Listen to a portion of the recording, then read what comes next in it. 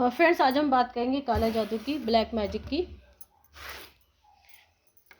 ये जो black magic है वो क्या होता है, क्यों किया जाता है, इसके क्या परिणाम होते हैं, अगर आपके ऊपर काला जादू का प्रयोग हो रहा है तो उसके क्या सिम्टम्स हैं,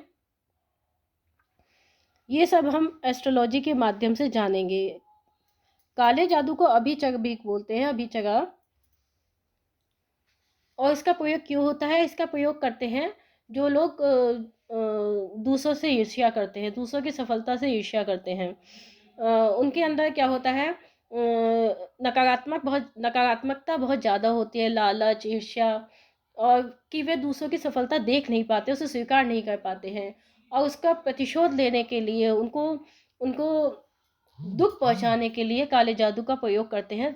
अ, और इस तरह की वो परिस्थितियां पैदा करते हैं कि उनको परेशानियां हो, जिससे कि वो आनंद का अनुभव कर सके।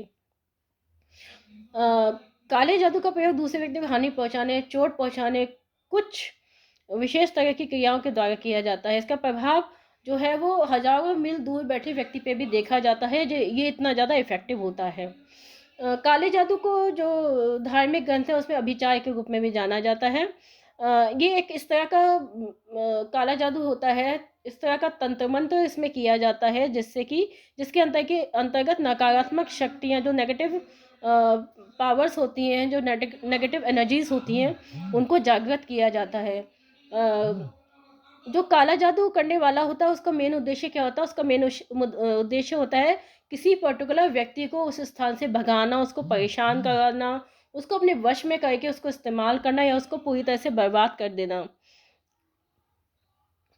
जो काला जादू से ग्रसित व्यक्ति होता है उसके कुछ मुख्य लक्षण होते हैं, जिन्हें कि हम देख सकते हैं, जान सकते हैं। जैसे कि मानसिक अवरोध, मेंटल ब्लॉक्स, सांसों में भारीपन, heaviness and faster heart beat, या फिर सांस का बहुत तेजी चलना, गले में खिंचाव, जांग पर नीले रंग के निशान, बिना किसी चोट के ये निशान आपकी जांग पे बन जाते हैं।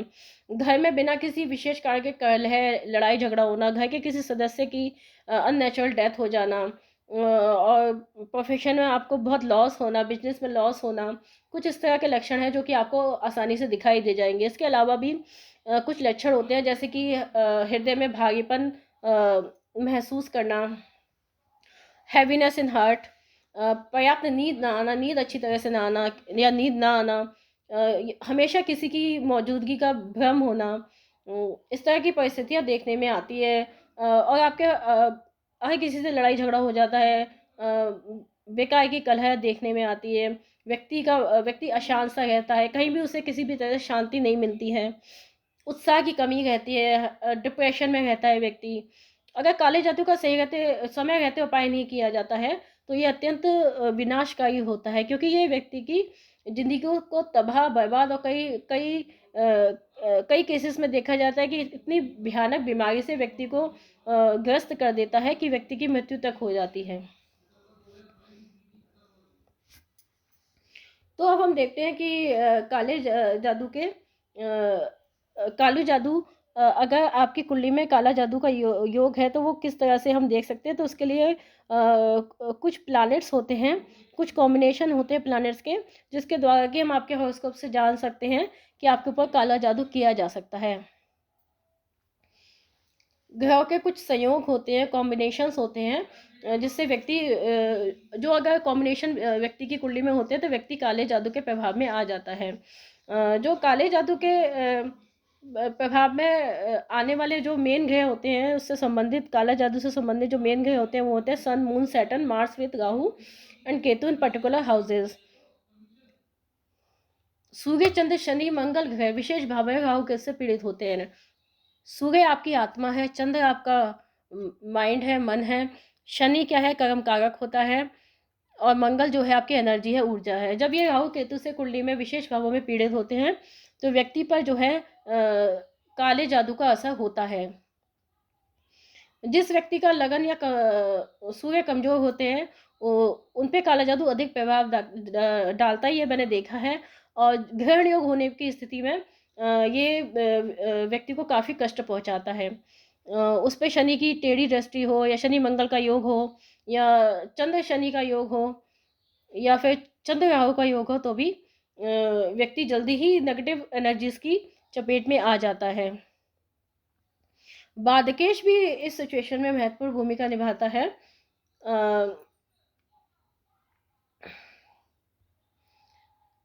अगर जो है बादकेश के बारे में हम जान लेते हैं। बादकेश क्या होते हैं?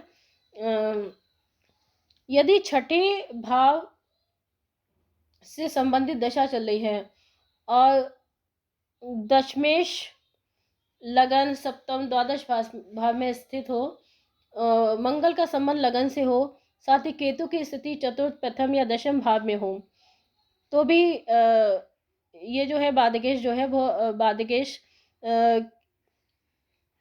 जो है बहुत महत्वपूर्ण भूमिका निभाता है। बादकेश की जो दशा चल रही हो, बादकेश का संबंध अगर इनसे बनना हो, तो भी व्यक्ति जो है काला जादू की चपेट में आ जाता है। इसी तरह से बुध अगर मंदी या गुलिका के साथ हो और मार्स जो है बाधक स्थान में हो, तो भी व्यक्ति जो है काला जादू की चपेट में आ जाता है। बाधक स्थान आप जानते होंगे, चर राशि के लिए 11th हाउस होता है और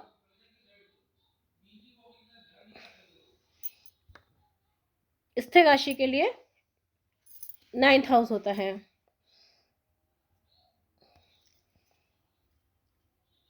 तो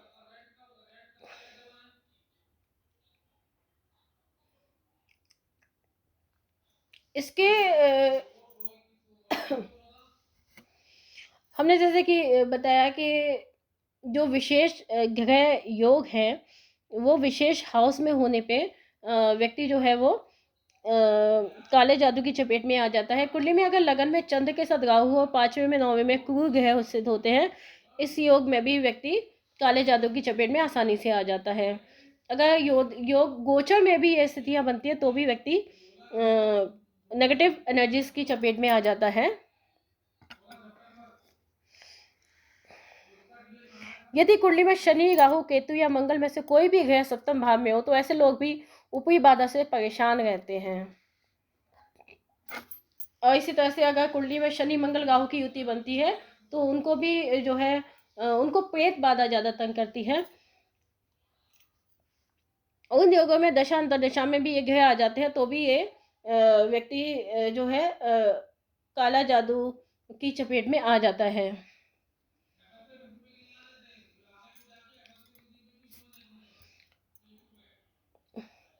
तो फ्रेंड्स, हमने देखा कि इस किस तरह से व्यक्ति को काला जादू परेशान करता है, उसकी हेल्थ को डिटीरियोरेट करता है, उसकी हेल्थ को ख़राब कर देता है, उसको इतना ज़्यादा डिप्रेशन में पहुंचा देता है, उसकी जो मेंटल मानसिक शांति है वो उसको इस तरह से भंग कर देता है कि व्यक्ति जो है वो उसकी हेल्थ बहुत ज़्यादा ख़राब हो जाती है और कभी कभी वो उसकी अननेचुरल डेथ भी हो जाती है। तो समय रहते इस के बारे में जानना बहुत ज़रूरी होता है। समय रहते किसी विद्वान ज्योतिष को अपना हॉरोस्कोप दिखाना बहुत ज़रूरी होता है, ताकि आपको टाइम पे पता लग जाए कि आप इस तरह की समस्या से आगे जाके पीड़ित हो सकते हैं। और इन ग्रह दशा में जब आपकी इस तरह की ग्रह दशा आएगी तब आप पीड़ित होंगे, तो आप समय रहते इसका इलाज कर सकते हैं और इस परेशानी से बच सकते हैं। तो फ्रेंड्स, अगर आपको ये वीडियो पसंद आए तो इसे लाइक और सब्सक्राइब जरूर करना और अपने फ्रेंड्स के साथ शेयर करना।